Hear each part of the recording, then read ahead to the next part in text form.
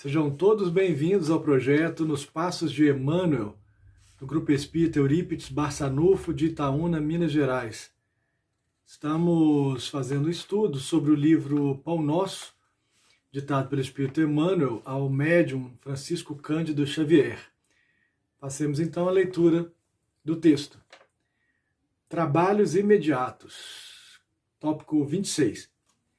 Apacentai o rebanho de Deus que está entre vós, tendo cuidado dele, não por força, mas espontaneamente, segundo a vontade de Deus, nem por torpe ganância, mas de ânimo pronto.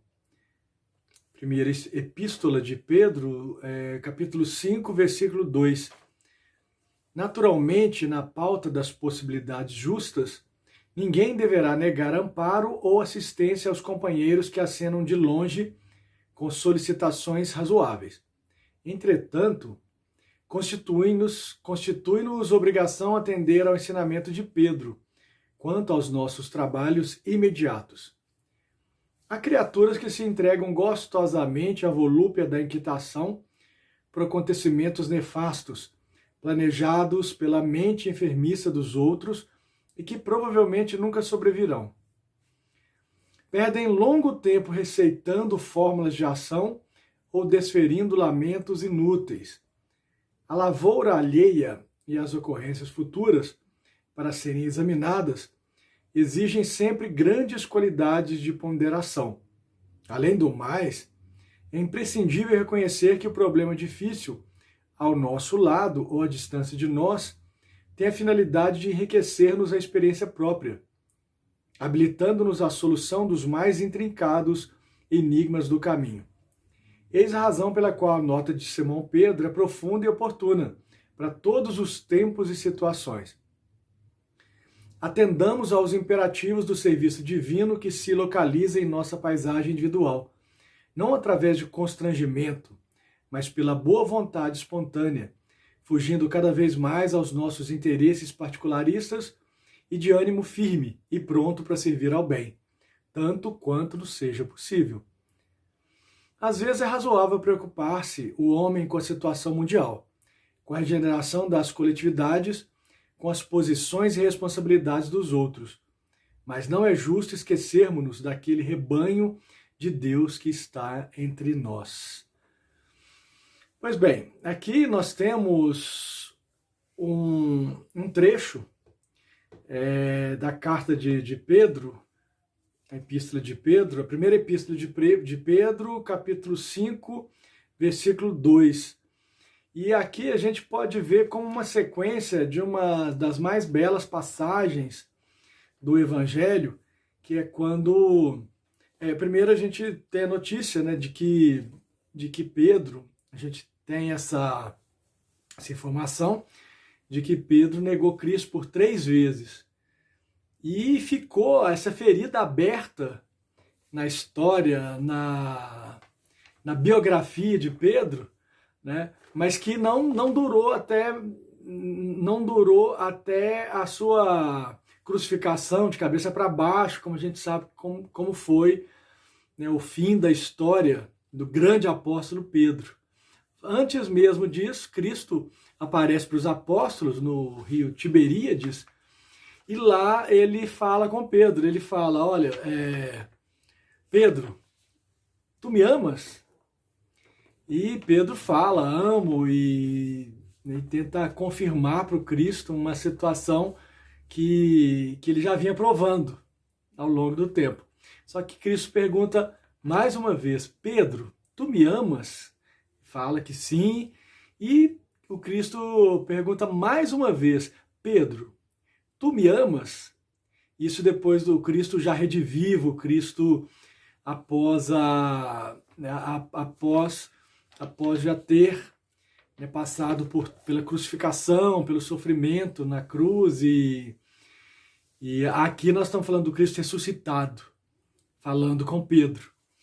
E finalmente ele fala, Pedro, tu me amas, então apacenta o meu rebanho.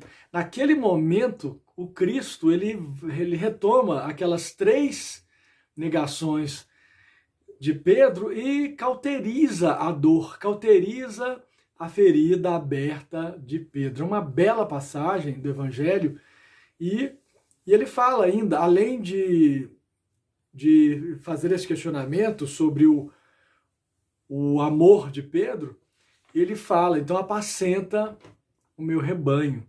E aqui nós temos uma resposta de Pedro, agora numa situação já de pregador, de apóstolo, para o rebanho de Deus, rebanho do Cristo, apacentai o rebanho de Deus que está entre vós, tendo cuidado dele, não por força, mas espontaneamente, segundo a vontade de Deus, nem por torpe ganância, mas de ânimo pronto, ou seja, é o trabalho imediato. E aqui nós estamos falando, se formos recuperar o texto, Pedro está falando para os anciãos, está falando para aqueles, ele, o pregador, está falando para os pregadores, para aqueles que vão anunciar a boa nova, que vão anunciar o evangelho que já estava escrito, que já estava sendo divulgado por eles. São os primeiros cristãos.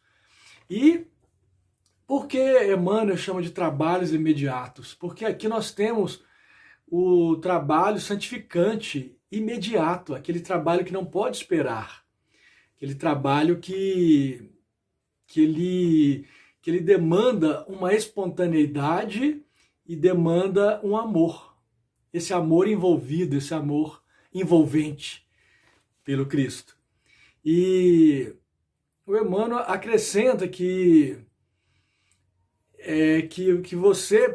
nós podemos, né, no caso aqui, perder longo tempo aceitando formas de ação ou desferindo lamentos inúteis. Que muitas vezes, nós perdemos tempo tentando consertar o mundo, tentando transformar o mundo e fazer esse anúncio do Evangelho aos quatro cantos, e muitas vezes nos esquecemos de olhar ao nosso redor, num trabalho imediato, com quem? Com a nossa família, com as pessoas que estão mais próximas, com as pessoas que estão nessa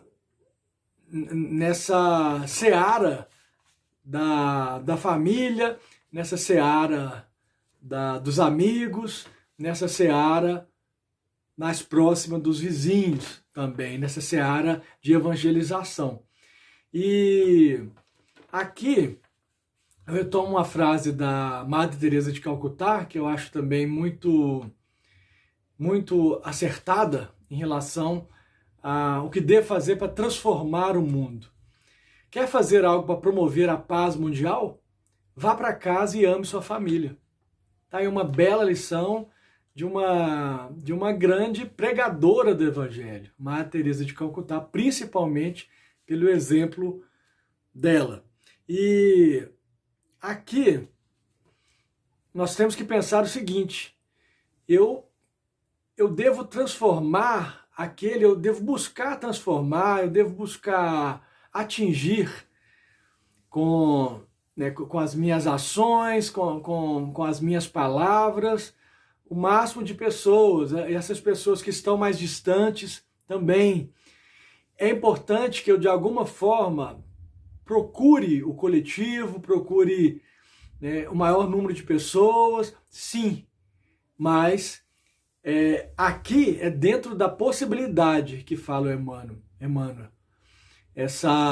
É muito importante eu me preocupar com o coletivo, é necessário sim, mas eu devo me preocupar primeiramente, e aqui já é obrigação, com a família, com essa família que eu tive a oportunidade de conviver. Eu me reencarnei para poder conviver com essas pessoas que estão aqui do meu lado. Sim? Então, eu devo também dar uma olhada aqui para o meu quintal, dar uma olhada aqui para os meus vizinhos, dar uma olhada no meu trabalho, as pessoas que estão ao meu redor, e essa transformação, primeiro por mim, a partir da minha reforma íntima, e depois para as pessoas que estão ao meu redor, para aí sim eu, de alguma forma, tentar também transformar o mundo. Mas como que eu vou começar? essa transformação? Primeiro por mim, pelas pessoas que estão mais próximas a mim, porque muitas vezes a gente se preocupa com a coletividade, sim, e muitas vezes esquece pessoas que estão ao meu redor, que estão precisando de mim, que estão precisando de alguma forma de apoio. Isso é muito importante. Isso é necessário. E Emmanuel fala ao final: atendamos aos imperativos do serviço divino que se localiza em nossa paisagem individual, não através de constrangimento, mas pela boa vontade espontânea, fugindo cada vez mais aos nossos interesses particularistas e de ânimo firme e pronto para servir ao bem, tanto quanto nos seja possível. Dentro das nossas possibilidades, vamos fazer o bem, sim, para o maior número de pessoas. Às vezes é razoável preocupar-se o homem com a situação mundial, com a regeneração das coletividades, com as posições e responsabilidades dos outros, mas não é justo esquecermos-nos daquele rebanho de Deus que está entre nós, um fragmento divino que está em mim e está também no outro, naquela pessoa que divide comigo a minha existência, aquelas pessoas da minha família, as pessoas que dividem o meu trabalho, os meus vizinhos, as pessoas que estão lá no grupo espírita comigo, lá na igreja evangélica, lá na igreja católica, as pessoas com quem eu convivo. Eu devo buscar de alguma maneira promover essa transformação e buscar criar dentro de mim uma paz, mas também apacentar o rebanho de Deus. Que assim seja.